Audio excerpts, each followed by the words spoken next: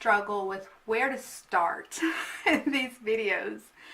You know, like it's always hard for me. Where do you begin talking about your mental health issues? I think it's important that we do talk about it. And I think it's important for YouTubers or anyone with any type of platform to get the conversation going.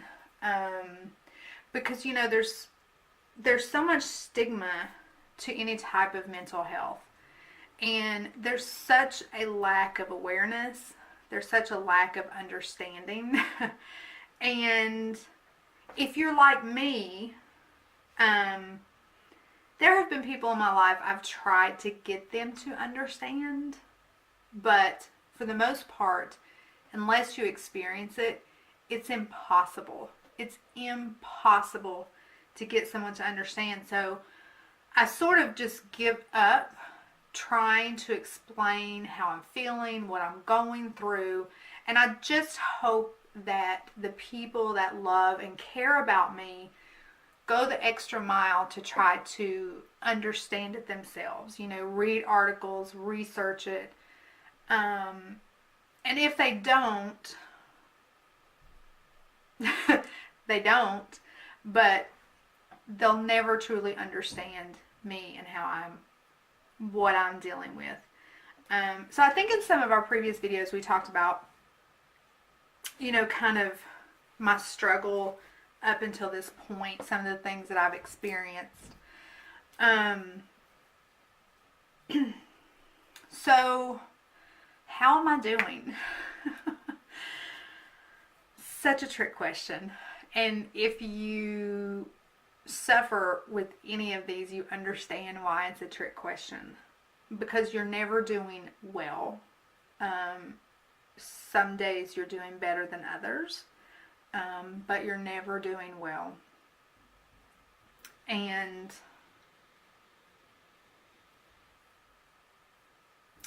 this year in general has been really hard. It's been really hard. You know, with the death of my grandmother is what started this year. So this year will continuously be, that's what 2018 will mean to me for forever. But,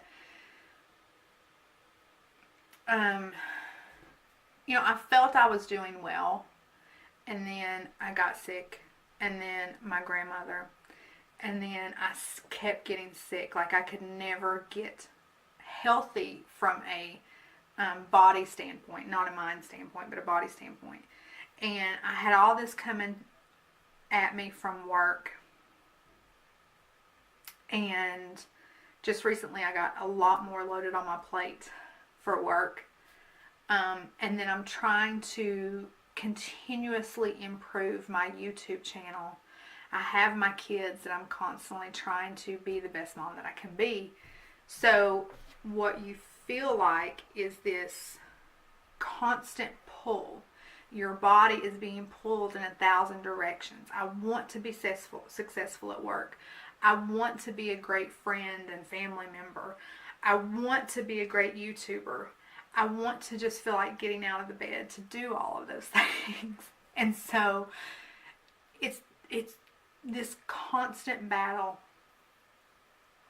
And a lot of people don't understand when I have days that when I get nervous about something and I can't breathe and I'm trying to calm my breathing, someone will say, well, just calm down.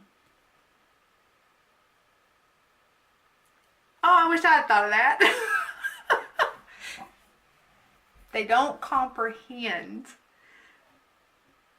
that it is the inability to calm down that you struggle with, right? I'm very high functioning, and I think that's most of what I want to talk about today. Because I'm high functioning, people can't see it. I often say, you know, if I had breast cancer and I had a mastectomy, people would see that, right? or if I had been through chemotherapy and my hair had fallen out, people would see that. And then I often feel the same way about people who battle anxiety and depression, and you can see it. But for me, I'm high functioning, so you don't see it. It is all inside, and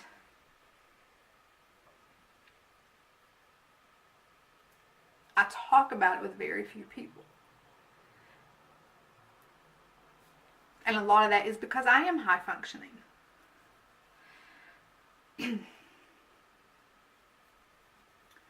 So what that means is there is a war zone inside my head 24/7.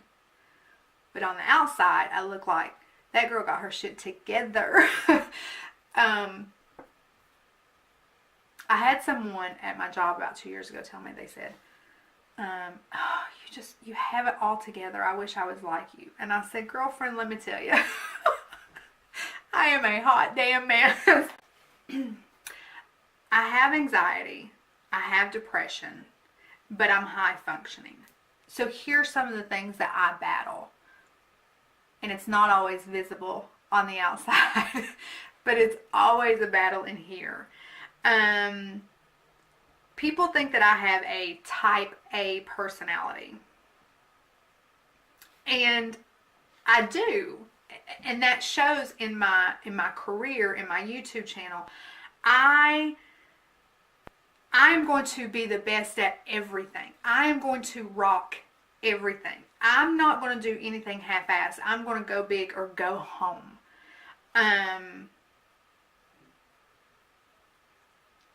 I'm a perfectionist.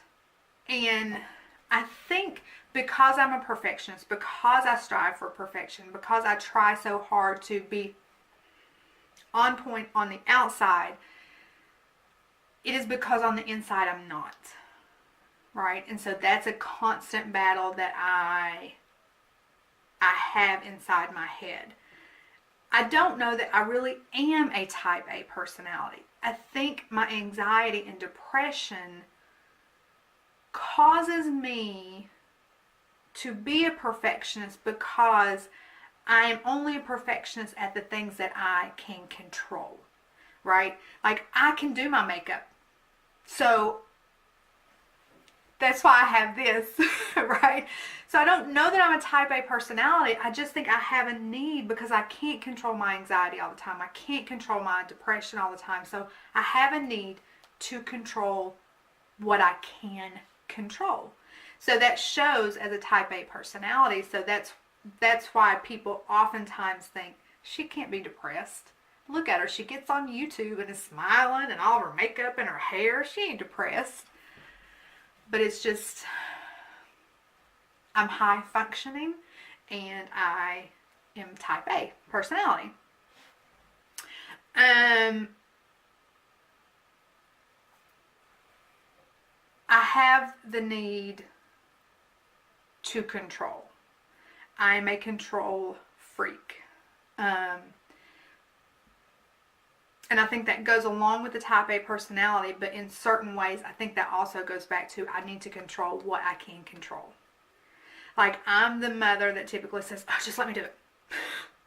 Like, my daughter needs to get her drive time and get her driver's license, but I'm like, no, just let me drive.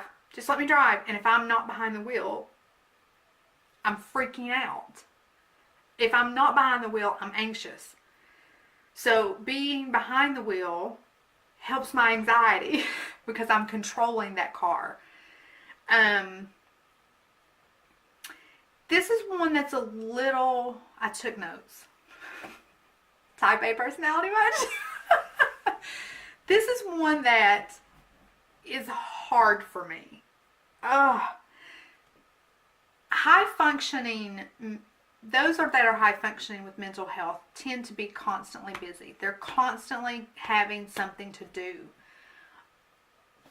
My depression impacts that a lot. So when I'm just suffering from anxiety, I keep myself busy constantly.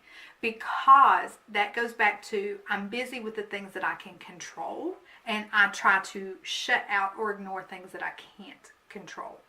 So I keep myself busy. When my anxiety is going, I'm going. I'm constantly doing stuff. And I think that just goes back to controlling what I can control. My depression impacts that a lot, because with my depression, I want to just shut down. And I have found the last year or so, I shut down more than I keep myself busy. So I'm telling you, it's a constant war. Another problem that I have is I don't sleep.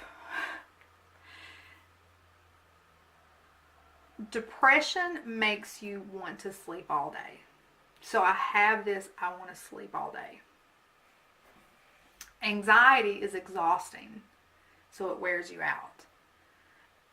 But then when it's time to sleep, you can't sleep because your mind doesn't stop.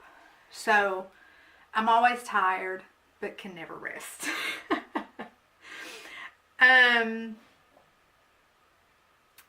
I hurt physically a lot. You will oftentimes hear me say, my back hurts, my head hurts. And I'm not saying that they don't hurt. They do hurt. But I think when your mind aches, your body follows suit. Not that I purposely create headaches, but I get headaches as a result of the way my mind is working on the inside. I mean, I've said it several times in this video. There's a constant war in my head, so it's going to cause a headache. It's going to cause tension in my shoulders, which is going to result in my back hurting. Mental health will manifest into physical aches and pains. So a lot of times if I say my back is hurting or my head is hurting, typically it's because I'm having a bad mental health day, and I've started actually tracking that. And there is a huge correlation between my migraines and my bad days. People have a hard time reading me. People often assume I have a smart mouth, when that's just my defense mechanism. I may say something sarcastic because in that moment I'm troubled with what to say. So people think that I'm extremely sarcastic and I have an extremely smart mouth. When in actuality I don't. That's just how I come off in that moment. A lot of times people think I'm upset when I'm not. I'm just thinking. You think a lot. You shut down and you think a lot.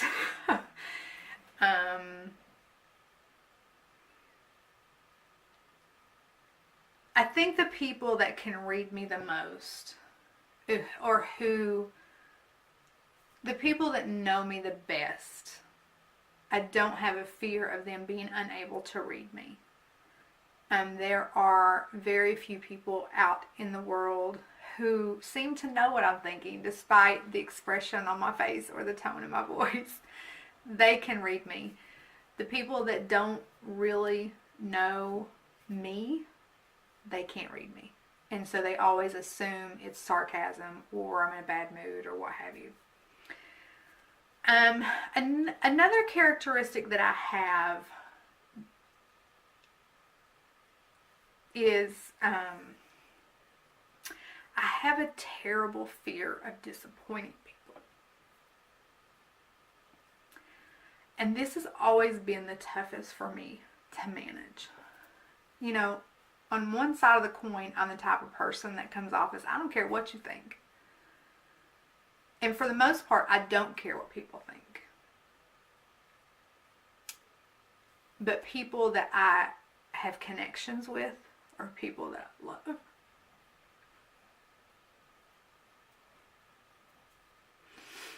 Or people that I really care about, I don't want to disappoint them.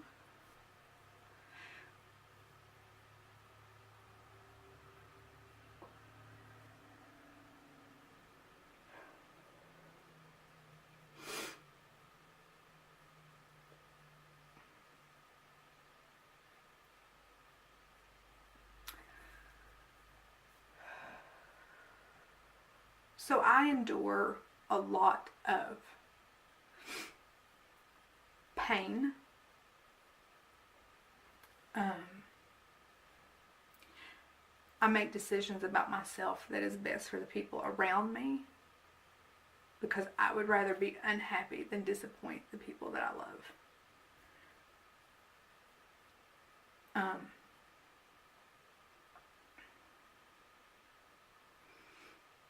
If I think someone is mad at me or disappointed in me, it destroys me.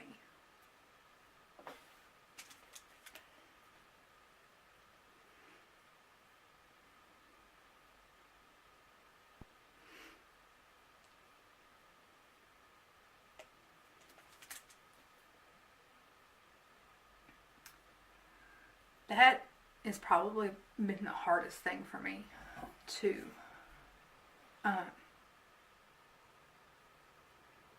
deal with in my battle with mental health.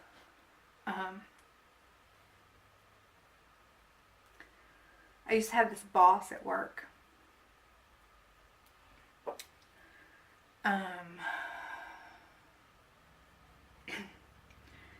She said I couldn't take criticism. That's actually not true at all. She just did not understand me to know I can take feedback, right? I can't take criticism, because criticism makes me feel like I disappointed you. And I don't know why that is such a hard thing for me to deal with. But feeling like I've disappointed my mother, my kids, anyone that I love, is almost too much of a burden for me to bear. I can't do it. So I try to just do everything that I can to make them happy and make them proud.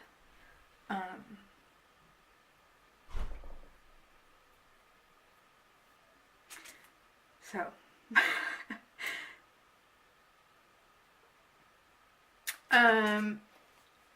I rarely tell people no, and that goes back to not disappointing people.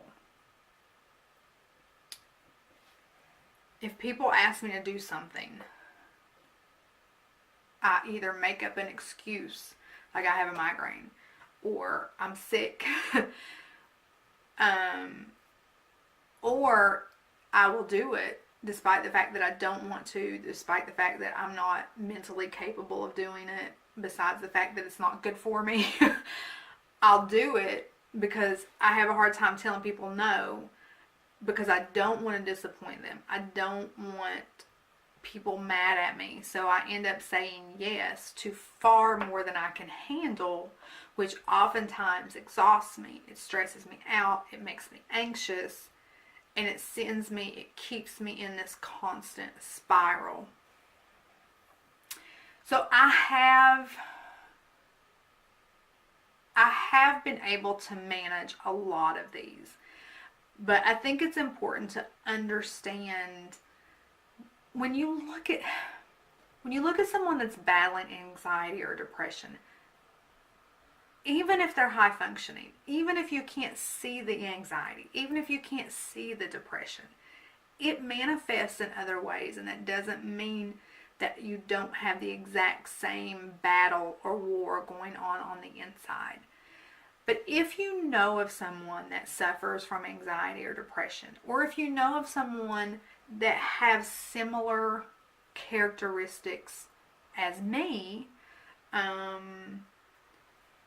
do some research. Love them enough to want to understand. Because I don't need someone to hold my hand. I don't need someone to baby me and pamper me and tell me it's going to be okay. I don't need any of that. I just need you to understand me enough to know what I do need. So how am I doing? every day is a struggle. And some days are harder than most, or some days are harder than others. But I am a fighter. And as much as I talk about anxiety and depression, and I mean, it's gotten me down. It's gotten me to low, low points that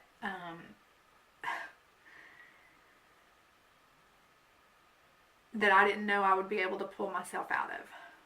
But I always do. I always do. And I think some people may look at those of us that have mental health as weak, fragile, but nothing could be further from the truth. It takes an incredible amount of strength and power just to get through some moments, just to get through some days.